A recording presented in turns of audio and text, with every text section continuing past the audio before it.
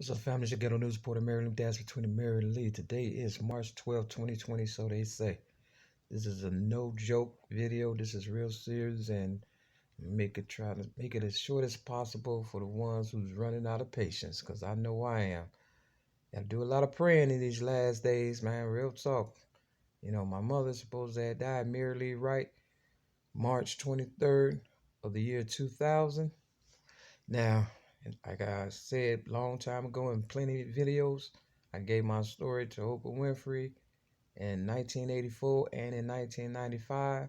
I was also in the Sun-Times newspaper for being a child abuse victim at the age of 6 back in 1973. I posted my first ever YouTube video, Mary Mack versus the Fat Black Oprah Winfrey, November 2007.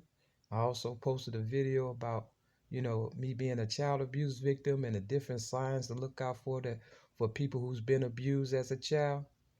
Now, what they do to colored girls and boys and stuff in my city, Chicago, and America, and probably all around the world, they groom us to become pedophiles, to indulge in bestiality and do wrong things that they know is not, acceptable in the, eyes of my higher power.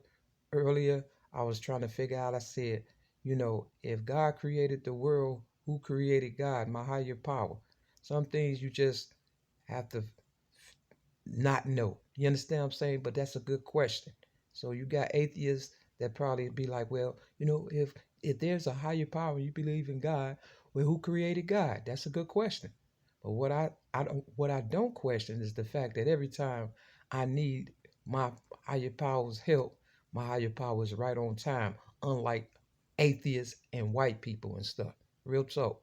Now, in my eyes, for real, from what I see, living in this building that I'm at, 6210 South Kimbark, apartment 308 in Chicago, Illinois, 60637.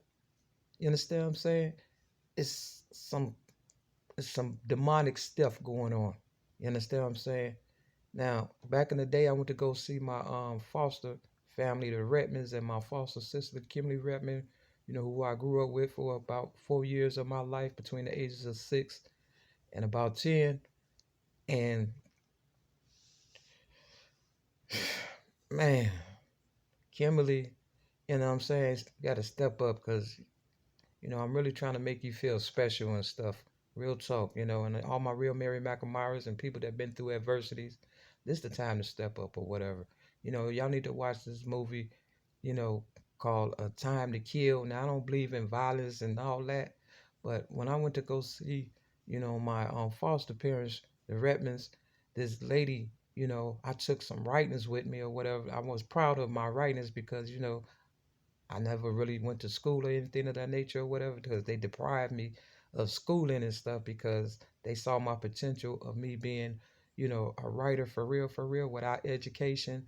And they knew I was important because stood up for myself, at the age of 6 and told, a caseworker from Catholic Charities or whatever and stuff that I was being abused in the household I was at or whatever. So they knew when they put me in the paper that it was going to be all eyes on me or whatever. But I didn't know they was calculating my death and trying to, just work me to death or whatever and eventually get rid of me or whatever.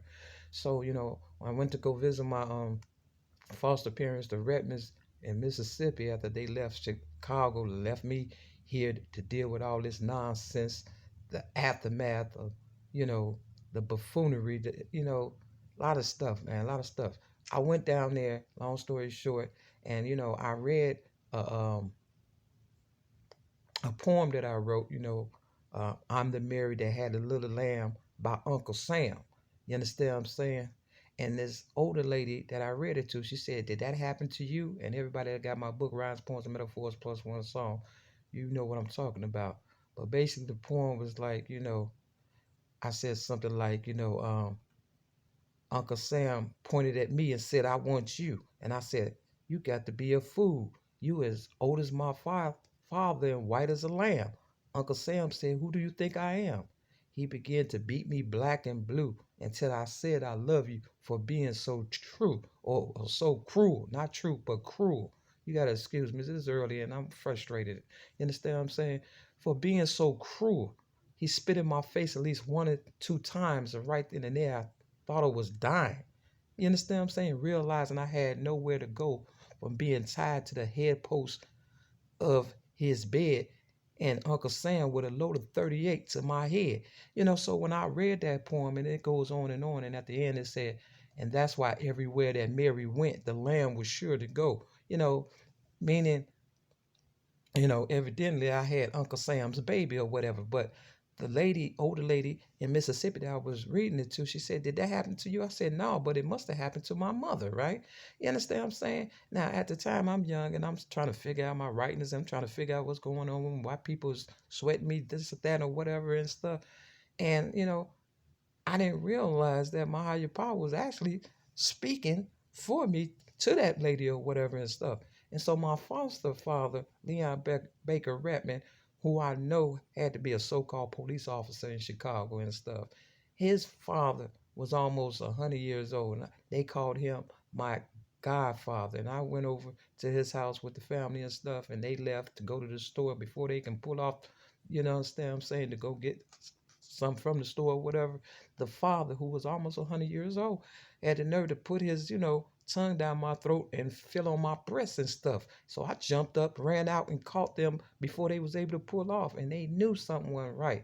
They knew something wasn't right. So basically, they was just parading me around, using me as a sex slave or whatever and stuff. So the spirit led me from Chicago to Mississippi without a map, with my so-called friend Dwayne Lewis, to my foster parents' house in Mississippi, and that they built from the ground up off of my blood, sweat, and tears and money or whatever and stuff. And I was able to catch up with them. So I got a lot of things of, pictures and things of that nature that I don't have today. But long story short, my foster mother told me I was in the Sun-Times newspaper. Real talk. At the age of 6, I could have gotten that piece of paper. You understand what I'm saying? From the newspaper or whatever, from the Sun-Times. But, some things I be wanting to figure out on my own. So when I gave my story to Oprah in 1995, again, I got railroaded, sober, wasn't nothing wrong with me as far as my mind or whatever and stuff.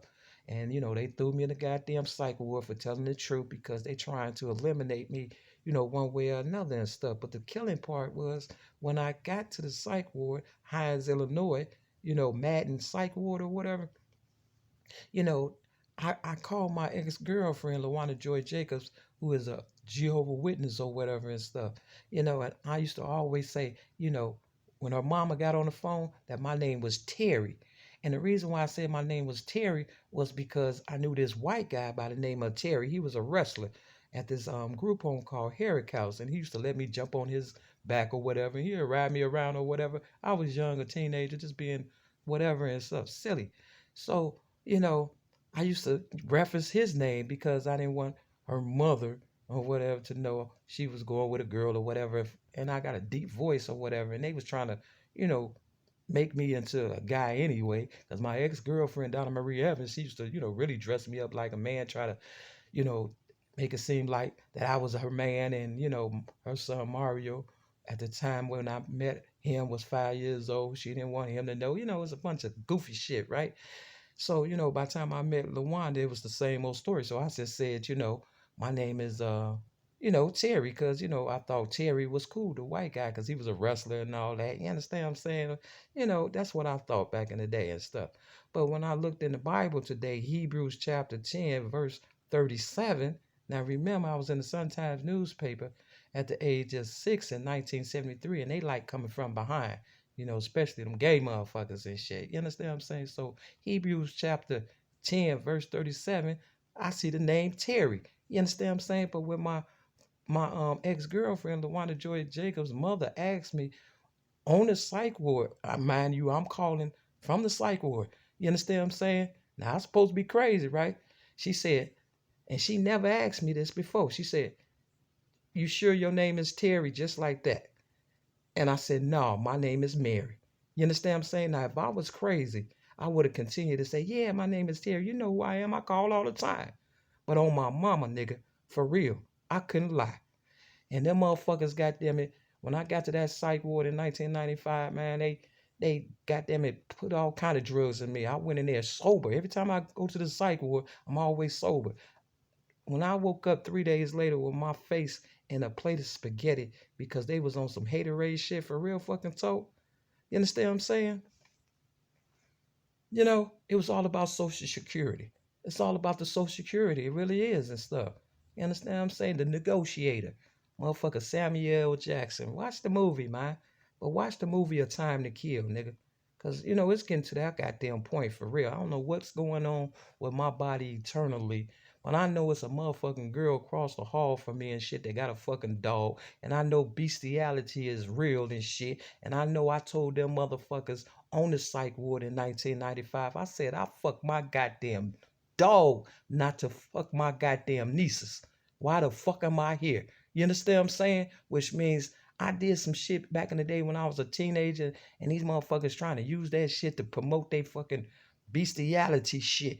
So one time, after I got out of motherfucking goddamn it, Hines, Illinois, after they told me if I don't sign off on these Social Security papers, I'm not getting out. You understand what I'm saying? That's what they told me. So I signed the fucking goddamn paper and wrote Snowy next to it to let them know I ain't crazy. And don't you know, when I got out that goddamn hospital, I was walking downtown in my city, Chicago, the Gold Coast area, and I looked, and this guy was getting head from a dog because they follow motherfuckers and shit to try to program you to be one of them. And it's the truth because they made me homeless again, goddamn it. Or around that time, once I was trying to figure shit out, and they had made me homeless, and I went to Mercy Hospital. Mercy is also in, Hebrews chapter 10. Look for that goddamn word. Like Tupac said, my every move is a calculated step, and they throw it in the Bible and shit. That's why Nat Turner was fucking snapping, nigga, for real. But look, long story short, they they was always trying to groom me and shit. You understand what I'm saying? Real talk. But I seen a motherfucking man getting head from a motherfucking goddamn dog and shit. I did it because, I didn't give dog the head or whatever, but I did some stupid shit I wish I'd have never did, and I ain't promoting this shit. But Tamara Hall is. It was on her show, yesterday or whatever and shit. My pet saved my life. Ain't that a bitch? You understand what I'm saying? But long story short, this shit gotta be talked about. And I ain't glorifying the shit. I'm letting motherfuckers know. They was trying to groom me all along. So when I went to Mercy Hospital after they railroaded me and I had no place to go and something told me to go to Mercy Hospital, I'm in my room by my motherfucking self and shit. You understand? I'm trying to recuperate and shit. And them motherfuckers had the nerve to say, you ain't one of us because the nurse brought a motherfucking girl into my private room to have her kiss me and shit. And I woke up like, what the fuck going on and shit? And she said, you gotta go. You ain't one of us. And at the time I was going with my ex-girlfriend, LaWanda Joy Jacobs. We was still involved in what, still talking or whatever and stuff. So I couldn't understand the disrespect. So I said, give me my money and I'm gone and shit. Now in this building, it supposed to be no pets allowed. But there's a fucking girl over there with a fucking dog, and she entertaining every nigga probably in this goddamn building and shit. And I don't appreciate it. We can't coexist, nigga. And she's white. You understand what I'm saying? Real talk. Now, I ain't a prejudiced motherfucker. But if the cats couldn't come in this motherfucker, you understand what I'm saying? When I first got here and there was cats here, and they got rid of the cats, the dogs shouldn't be here either. You understand what I'm saying? Real talk. You understand what I'm saying? So, Terry, if you still alive, you know I ain't lying. For real. And I thought he was like my white daddy or whatever and shit. You understand what I'm saying? Because that's how they had motherfuckers thinking and shit. But they don't like us. They don't like us. And they used to always trying to, show me pictures and shit. That Illuminati shit, that's in the motherfucking goddamn Hebrews chapter 10 also. You understand what I'm saying? Long story short, on my mama, nigga, you know I ain't lying. She died March 23rd, 2000 and shit. If I'm lying, blow my fucking head off. I don't give a fuck. We finna end this bullshit though. Real talk. Every motherfucker that know me, step your fucking game up. My family, you want any part of my legacy, you gotta tell the truth. And especially my youngest niece, Dion Nelson. Cause you know goddamn well I read my child abuse rap to you before I gave it to Oprah Winfrey in 1984. And that's why the color purple came out.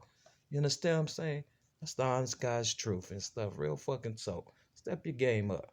Peace.